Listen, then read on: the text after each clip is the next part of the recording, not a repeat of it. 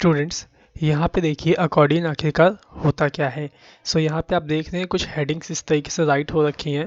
जब हम इस हेडिंग्स पे क्लिक करेंगे तो देखिए इसके अंदर का कंटेंट जो होगा इस तरीके से आपको ओपन होके दिखाई देगा, और अगर वापस से आप इस पर क्लिक करेंगे तो ये ऑटोमेटिकली मिनिमाइज हो जाएगा। तो देख रहे हैं, इसी को कहते हैं अकॉर्डियन। ठीक है, तो जे क्वेरी के अंदर आज हमें इस अकॉर्डियन को खुद से बनाना सीखना है। ओके, तो चलिए आ जाइए अपने कोड एडिटर के अंदर यहाँ पे। ठीक है, यहाँ पे आपका पूरा डॉक्यूमेंटेशन मैंने रेडी कर रखा है। जे क्वेरी का जो सीडीएन होता है वो भी इंसर्टेड है, और साथ ही साथ जे क्वेरी के एक्सटर्नल फाइल मतलब जो कि हम जिसके अंदर जे क्वेरी कोड करेंगे उसको भी हमने यहाँ पे लिंक करके रखा हुआ है। ओके, अब अकॉर्डियन बनाने के लिए सबसे पहले आपको क्या करना होगा, डॉक्यूमेंटेशन रेडी करनी होगी। मैं यहाँ पे क्या करता हूँ, सबसे पहले आप क्या करेंगे, यहाँ पे एक डिव बना लेंगे और इसके अंदर आप एक h1 टैग से इस तरीके से लॉक कर लेंगे, और इसके अंदर आप जो भी अकॉर्डियन का हेडिंग देना चाहते हैं वो यहाँ पे राइट कर देंगे। जैसे कि मैं यहाँ पे हेडिंग डाल देता हूँ जे क्वेरी अकॉर्डियन। ठीक है, मैंने हेडिंग में डाल दिया। अब मतलब ये हेडिंग जो यहाँ पे हमने डाली है ये कहाँ पे शो होगा, आपका यहाँ पे जहाँ पे ये टेक्स्ट लिखा हुआ दिख रहा है। और जैसे ही हम इस टेक्स्ट के ऊपर क्लिक करेंगे या इस पे पूरे कहीं पे भी क्लिक करेंगे, वैसे ही आपके नीचे का जो कंटेंट होगा वो इस तरीके से अपीयर हो जाएगा। ठीक है, तो इस टेक्स्ट को अपीयर करवाने के लिए आपको क्या करना होगा, पी एलिमेंट से आपको यहाँ पे इस तरीके से उस टेक्स्ट को राइट करना होगा। तो मैं यहाँ पे कोई भी डमी कंटेंट यहाँ पे कॉपी पेस्ट कर लेता हूँ। अगर आपको भी डमी कंटेंट कॉपी पेस्ट करना है तो आप गूगल पे सर्च कर लीजिएगा लॉरियम इप्सम। ठीक है, ये देखिए ये आपका डेमो कंटेंट होता है, डमी टेक्स्ट होता है। ठीक है, अगर आप इस टेक्स्ट का यूज़ किसी भी वेबसाइट पे करते हैं तो उस वेबसाइट पे कॉपीराइट का जो इशू होता है वो नहीं आता है। ओके, तो इस वेबसाइट को आप ओपन कर लीजिएगा और इसके अंदर आपको काफ़ी सारा टेक्स्ट मिल जाएगा, उसको आप कॉपी कर लेंगे। ये देख रहे हैं, ये सारा डमी कंटेंट है, आप इनको कॉपी कर लीजिएगा। ठीक है, फिलहाल के लिए मैं क्या करता हूँ, इसको यहाँ से लेके यहाँ तक का कंटेंट जो है इसको कॉपी कर लेता हूँ और इसे अपने इस पैराग्राफ टैग में पेस्ट कर देता हूँ कुछ इस तरीके से। सेव कर लीजिए इसको, और अगर मैं इसे अभी रन करता हूँ तो देखिएगा ये आपको किस तरीके का नज़र आएगा, क्योंकि देखिए अभी हमने इसके अंदर कोई भी डिज़ाइन वगैरह इम्प्लीमेंट नहीं किया है। यहाँ देखिए कुछ इस तरीके से अभी दिख रहा है। अब चलिए इसको हम थोड़ा डिज़ाइन करते हैं। सबसे पहले आप डिज़ाइन करिए इस डिव को। ओके, तो मैं यहाँ पे ऊपर ही स्टाइल टैग ओपन कर लेता हूँ और इसके अंदर सेलेक्ट कर लेता हूँ डिव टैग को। ठीक है, डिव एलिमेंट को, और यहाँ पे मैं इसकी जो विड्थ है वो रखता हूँ यहाँ पे अभी फ़िलहाल के लिए 50%। ओके, और इसके अंदर जो हाइट है उसे मैं अभी ऑटो ही रहने दूंगा। ठीक है, मतलब आप हाइट नहीं डालो तो सही है। ओके, विड्थ तो डल गया यहाँ पे 50% आपका। इसके अंदर आप जरा बॉर्डर पास कर दीजिए, तो मैं इसके अंदर बॉर्डर पास कर देता हूँ 1 pixel solid sharp CCC। Okay, इसके अंदर आप थोड़ा शेडो दे दीजिए, तो मैं यहाँ पे पास कर देता हूँ बॉक्स शेडो प्रॉपर्टी को, और यहाँ पे वैल्यू पास कर देता हूँ 0 pixel 8 pixel sharp CCC। Okay, कुछ इस तरीके से मैंने बॉक्स शेडो इसमें पास कर दिया है। इसे सेव करके अगर रन करता हूँ तो देखिएगा जो कैसा आपको यहाँ पे दिखाई देगा। देखिए कुछ इस तरीके से हमें यहाँ पे दिखाई दिया। ओके, अब हम क्या करेंगे, जो H1 देख रहे हैं इसको डिज़ाइन करेंगे, लेकिन जो ये बॉक्स है इसको पहले सेंटर में लेके आते हैं। तो इस बॉक्स को सेंटर में लाने के लिए आप यहाँ पे पास करेंगे मार्जिन, यहाँ पे पास कर दीजिए 50 पिक्सल टॉप से और बॉटम से मार्जिन, और ऑटो पास कर दीजिए।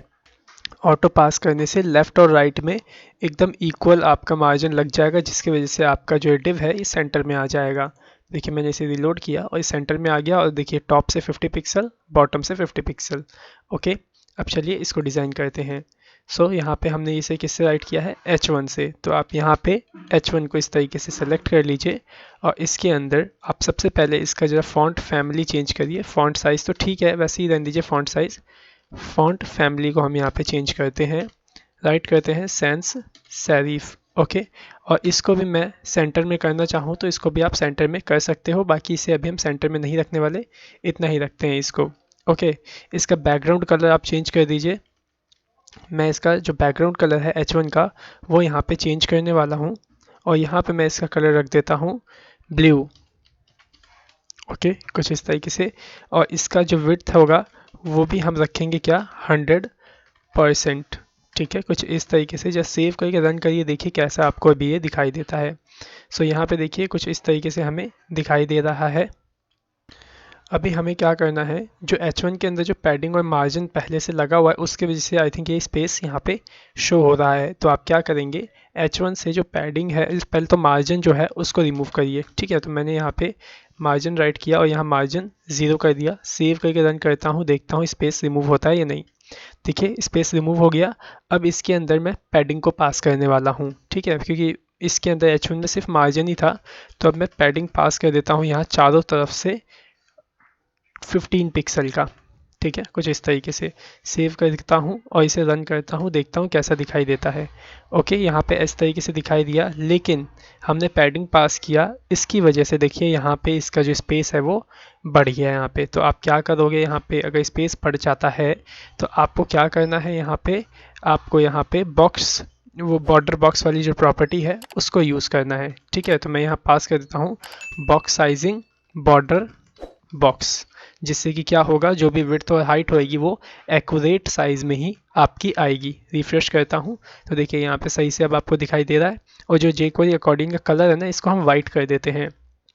तो मैं यहाँ H1 में आता हूँ और इसको कलर को मैं कर देता हूँ वाइट। ओके, सेव कर लीजिए, रन करिए, तो देखिए किस तरीके से आपको यहाँ पे दिखाई दे रहा है, सही दिखाई दे रहा है। ओके, साथ ही साथ यहाँ पे क्या करिए, जो हमने ये H1 है, H1 में ना आप अभी देखो कर्सर ओवर कर रहे हो तो कैसा दिखाई दे रहा है, सिंपल से इस तरीके से शो हो रहा है।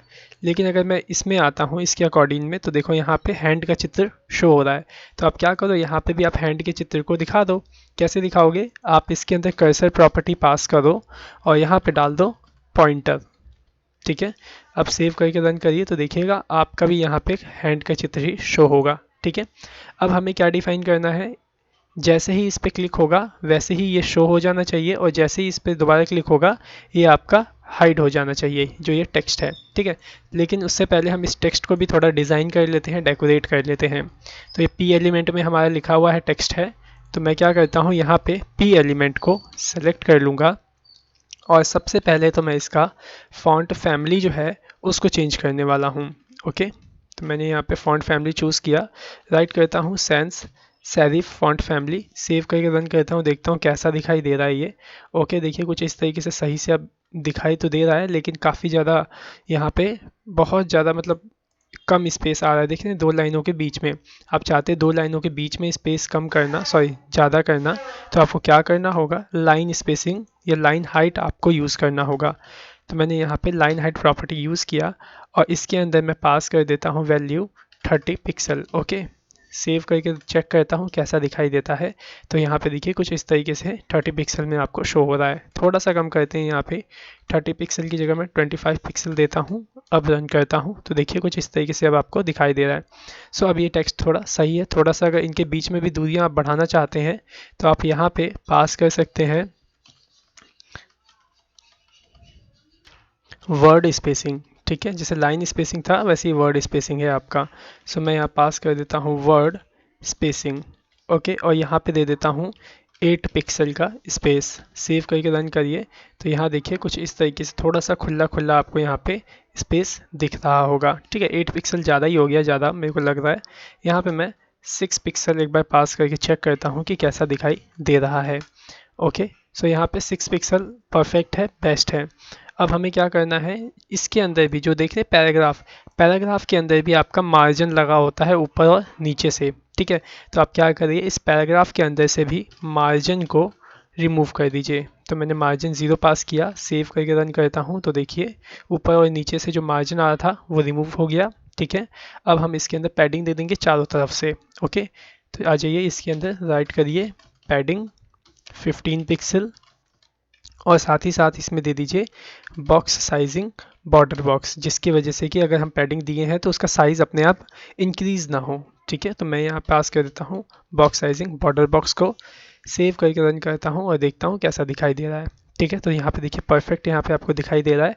लेकिन एक चीज़ देखिए, यहाँ पे ये जो टेक्स्ट है अगर मैं इन्हें सेलेक्ट करता हूँ तो जो देखिए एक साइड से तो देखो एकदम स्ट्रेट आ रहे हैं, लेकिन इधर से आगे पीछे आ रहे हैं। तो इसको आप दोनों साइड को स्ट्रेट करने के लिए आप क्या करोगे, यहाँ पे आप यहाँ पे लगाओगे टेक्स्ट अलाइन प्रॉपर्टी।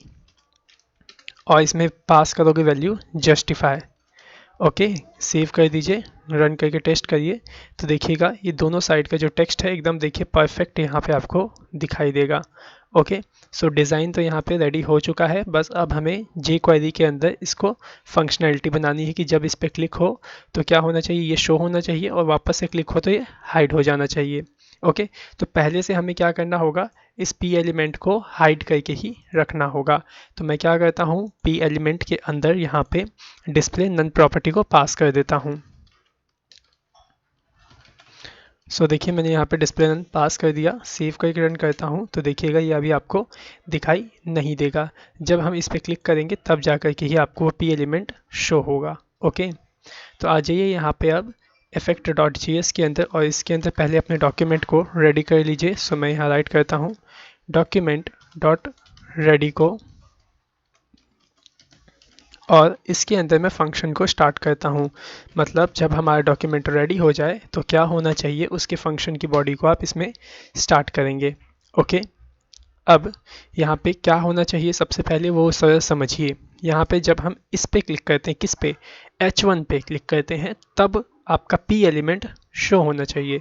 तो यहाँ पे आप किसको सेलेक्ट करोगे, सबसे पहले H1 को। तो मैं यहाँ पे H1 एलिमेंट को इस तरीके से सेलेक्ट कर लेता हूँ। ओके, देखो मैंने H1 में कोई आईडी वगैरह क्लास वगैरह नहीं दिया था, सीधा H1 से मैं सेलेक्ट कर रहा हूँ, तो यहाँ मैंने H1 दे दिया है। ठीक है, अब यहाँ पे आपका हेडिंग 1 सेलेक्ट हो गया।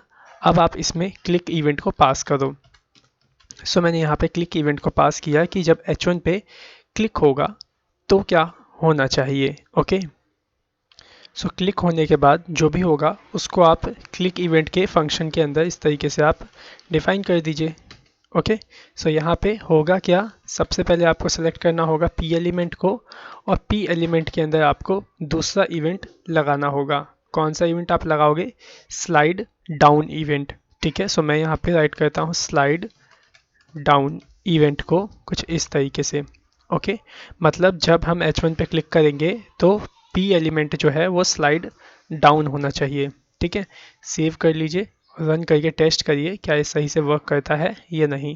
सो मैंने इस पर क्लिक किया तो देखिए यहाँ पे किस तरीके से डाउन हो गया, लेकिन जब मैं इस पर दोबारा क्लिक कर रहा हूँ तो ये अप नहीं हो रहा है। तो इसके लिए आपको क्या करना होगा, यहाँ पे जो हमने इवेंट लगाया ना स्लाइड डाउन, यहाँ पे आपको लगाना होगा स्लाइड टॉगल। ठीक है, स्लाइड टॉगल से क्या होगा, एक बार डाउन होगा और एक बार आपका अप होगा। तो मैं इसे सेव कर लेता हूँ और अब इसे रन करके आपको दिखाता हूँ। सो देखिए मैंने क्लिक किया, देखिए डाउन हुआ, फिर क्लिक करता हूँ अप होता है, देखिए आया और फिर ये गया। ठीक है, सो देख पा रहे हैं किस तरीके से हमने ये अकॉर्डिंग सेम टू सेम बना दिया है। इसके जैसा ही देखिए हम यहाँ क्लिक करते हैं, आता है और ये चला जाता है। उसी तरीके से आप यहाँ पे भी देखिए कर सकते हैं। इसके अंदर देखो थोड़ा फास्ट हो रहा है क्योंकि हमने इसके अंदर टाइमिंग को डिफाइन नहीं किया है, तो आप इसके अंदर टाइमिंग डिफाइन कर दीजिए। मैं यहाँ पे टाइमिंग डिफाइन कर देता हूँ 1 सेकेंड, सेव करके अब रन करता हूँ, जो देखिएगा किस तरीके से आपको ये दिखाई देता है। क्लिक किया, देखिए 1 सेकेंड के अंदर आया और ये देखिए 1 सेकेंड के अंदर चला गया।